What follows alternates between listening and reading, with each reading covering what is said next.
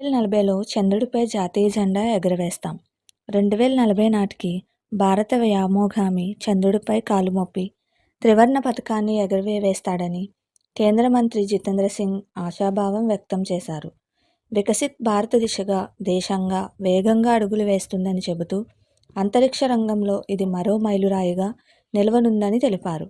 లోక్సభలో వ్యోమగామి శుభాంశు శుక్లా అంతరిక్ష యాత్ర సందర్భంగా అంతర్జాతీయ అంతరిక్ష కేంద్రంలో భారత తొలి వ్యోమగామి 2047 నాటికి వికసిత్ భారత్ కోసం అంతరిక్ష కార్యక్రమం కీలక పాత్ర అనే అంశంపై చర్చను ప్రారంభిస్తూ భారతదేశ అంతరిక్ష యాత్ర ప్రణాళికలో భాగంగా తొలుత 2026 మానవరహిత అంతరిక్ష యాత్ర చేపట్టనున్నట్లు వెల్లడించారు. వ్యోమ్మిత్ర అనే రోబోటిక్ మిషన్ ద్వారా ఈ ప్రయోగాన్ని చేపట్టనున్నట్లు తెలిపారు. ఇక 2027లో గగన్యాన్ మిషన్ ద్వారా భారత తొలి మానవ అంతరిక్ష యాత్ర నిర్వహించుచున్నట్లు జితేంద్ర సింగ్ తెలిపారు.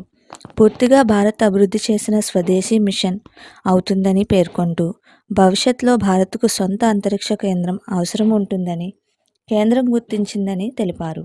2035 నాటికి భారత్ స్పేస్ స్టేషన్ నిర్మాణం పూర్తి చేయనున్నట్లు జితేంద్ర సింగ్ వెల్లడించారు. ఇది పరిశోధనలు, అంతరిక్ష ప్రయోగాలకు కేంద్ర బిందువుగా మారనుందని తెలిపారు.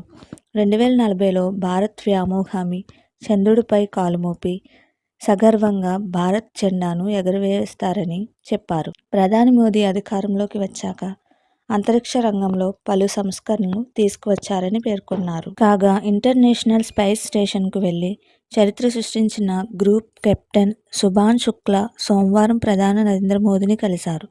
ఈ సందర్భంగా తన అంతరిక్ష యానం గురించి ప్రధానికి వివరించారు. మోదీ శుక్లాను ఆలింగనం చేసుకుని అభినందించారు. ఆయన సాధించిన విజయాన్ని ప్రశంసించారు. అనంతరం శుక్లా తన అంతరిక్ష ప్రయాణం అనుభవాలను మోదీకి చెప్పారు. మీకు మా వీడియోస్ కనుక నచ్చినట్లయితే ఇలాంటి మరెన్నో విషయాలు తెలుసుకోవాలనుకుంటే డూ సబ్స్క్రైబ్ టు సమాజం ముచ్చట్లు.